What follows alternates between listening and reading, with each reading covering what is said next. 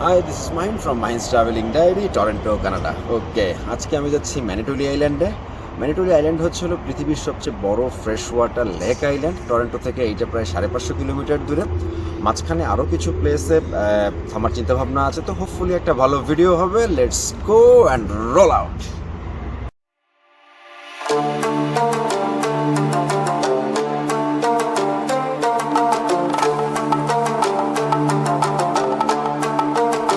Welcome to my channel, Mahin'sTravelling Diary. Explore the colorful world.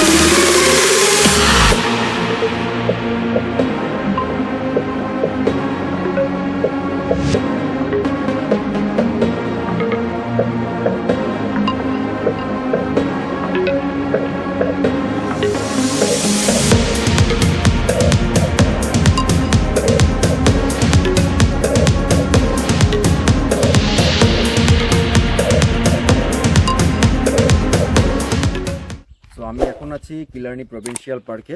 এইখানকার parking ফি হলো 15.50। তো এটা সারা দিনের জন্য এই ডে পাসটা। তো এই সাইডেও পার্কিং আছে, আর একটা পার্কিং এই সাইডে, যেহেতু আমি ট্রেকিং করব, যেহেতু এই কারণে আমি এই সাইডে চলে আসছি। আর ওই সাইডে একটা বিচ আছে, তো ওই সাইডেও যাব ট্রেকিং করা শেষ হওয়ার পরে। আর এইখানে আসার পরে যে জিনিসটা দেখলাম, এইখানে প্রচণ্ড পরিমাণ পোকামাকড়। তো অবশ্যই যারা এখানে আসবেন স্প্রে যেটা আছে এই জিনিসগুলো নিয়ে আসবেন। তো আর আজকে তো মোটামুটি ভালোই গরম, তো সানস্ক্রিন দিয়ে ভিতরে যাব ট্রেকিংয়ের জন্য। তো এইখান থেকে পরে নেক্সট ডেস্টিনেশন যেটা, সেখানেও আপনাদের নিয়ে যাব। তো এখন ফার্স্টে ট্রেকিং করব, তো চলেন আমার সাথে ট্রেকিং করতে।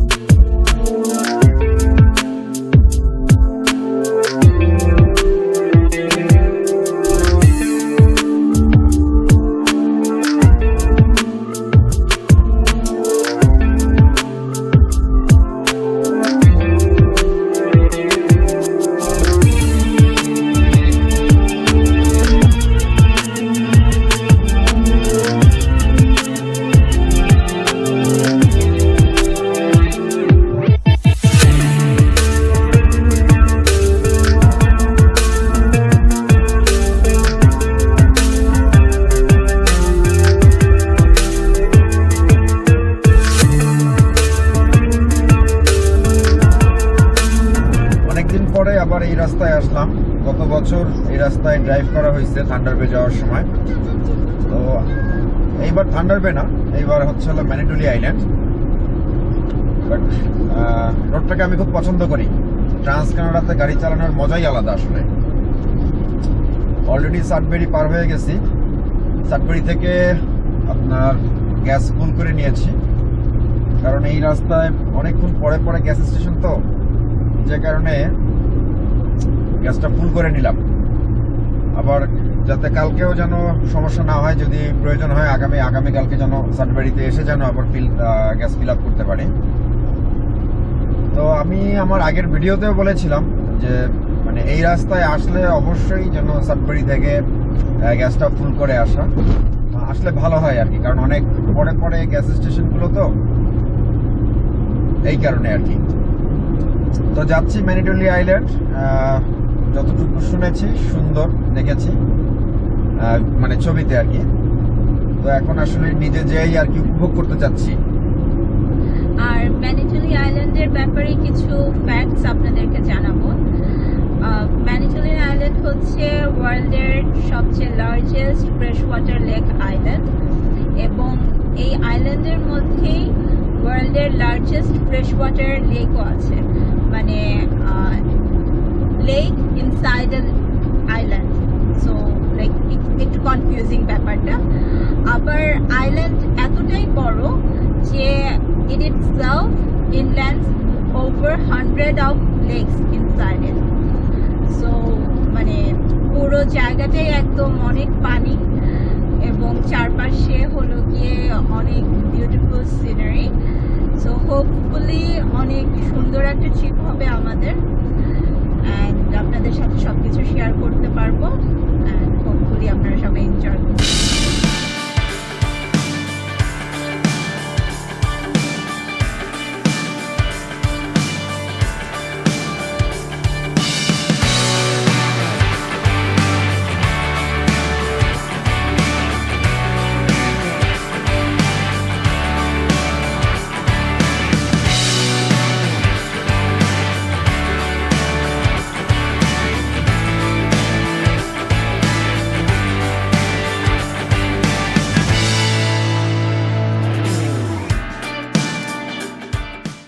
অলরেডি আমরা ম্যানিটুলি আইল্যান্ডের কাছাকাছি চলে আসছি, আর মাত্র 57 কিলো বাকি। ম্যানিটুলি আইল্যান্ডের কাছে আসার পরে দেখলাম অনেক ওয়াটার বডি, দেখতেও ভালো লাগছে। সামনে সুন্দর একটা ব্রিজ, সম্ভবত মনে হয় ওয়ান ওয়ে, যে কারণে মানে এক সাইড ওপেন হয় আর এক সাইড বন্ধ রাখে। তো এখন সিগন্যালে দাঁড়ানো আছি, আর যাওয়ার পরে চেষ্টা করব কি দেখা যায়। আজকে যদি কিছু দেখা সম্ভব হলে আজকে দেখবো, আর যদি না হয় তাহলে আগামীকালকে ম্যানিটুলি আইল্যান্ডের যা যা মানে টুরিস্ট প্লেস আছে সেই প্লেসগুলো কভার করার চেষ্টা করব। তো হয়তোবা ভিডিওটা দুটা পার্টে করার চিন্তা ভাবনা করছি। যদি দুইটা পার্টে সম্ভব হয় তাহলে দুইটায়, আর যদি না হয় তাহলে হয়তোবা একটা দুইটা বেশি পার্ট লাগতে পারে।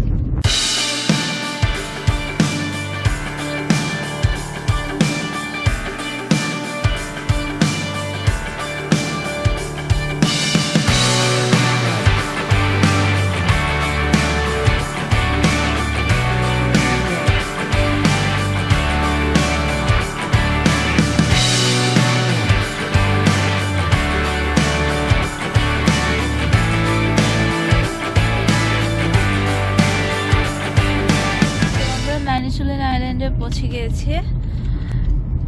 এটা হচ্ছে মিন্দেময়া। আজকে রাতটা আমরা এখানেই স্টে করব। মোটামুটি সবকিছুই আছে এই জায়গায়। একটা ফুডল্যান্ড আছে, খাবারের বেশ কিছু দোকান আছে, দেন অলসো একটা ছোট হেলথ সেন্টারও আছে। So quite self sufficient. এখানে একটা জিনিস বলে রাখা ভালো, এইখানে ফার্স্ট নেশনদের বসবাসটা খুব বেশি। আমাদের মোটেলটা প্রভিডেন্স বের একদম কাছে, আমার মনে হয় ভিডিওতে দেখা যাচ্ছে বেটা, অ্যান্ড এটা আমাদের মোটেল, হুরেনসেন্স motel and restaurant. Your destination is on the left. So আমরা ফার্স্টে একটু বেটা ঘুরে আসি, because it's so near, and এখনো ডে আর অনেকটুকু বাকি আছে। এখানে ফার্মার্স মার্কেট হয়, লাইব্রেরিও এই জায়গায় আছে। এটা হচ্ছে হারবার সেন্টার।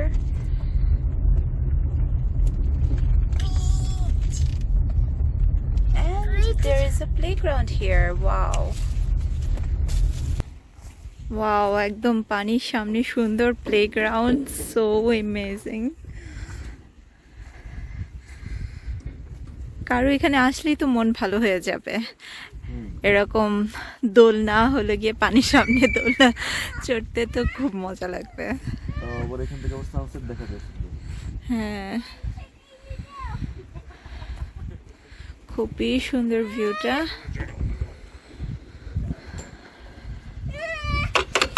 অ্যান্ড একদম হলো গিয়ে পার্কিং থেকে ওরা ম্যাট বিছিয়ে রেখেছে স্যান্ডের মধ্যে। সো মানে বাচ্চারা প্লেগ্রাউন্ডে খেলা ছাড়া যদি বড়রা আসে সুন্দর ম্যাটে হেঁটেই হলো গিয়ে একদম বিচের সামনে চলে যেতে পারবে, কোনো প্রবলেম হবে না।